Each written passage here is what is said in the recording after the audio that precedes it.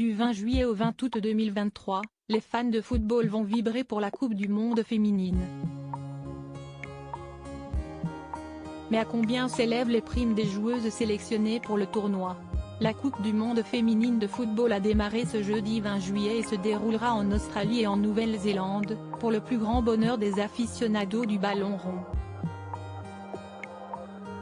Les nations en compétition n'ont qu'un seul objectif, soulever la coupe et succéder aux Américaines, lauréates en 2019. Parmi les joueuses stars des États-Unis, Megan Rapinoe, qui a récemment annoncé sur les réseaux sociaux qu'elle disputerait cette année sa toute dernière Coupe du Monde, à 38 ans. C'est avec un sentiment profond de paix et de reconnaissance que j'ai décidé que cette saison serait ma dernière à pratiquer ce sport magnifique.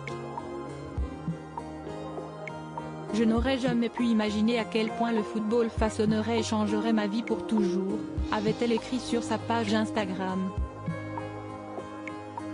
Très engagée, Megan Rapinoe n'a jamais hésité à exprimer haut et fort ses opinions, notamment sur la communauté LGBT+, sur les violences policières aux États-Unis, ou encore sur l'inégalité salariale entre les hommes et les femmes dans le sport.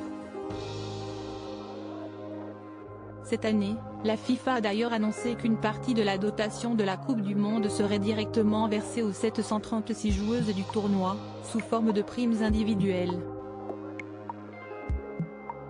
Combien toucheront les joueuses en termes de primes individuelles?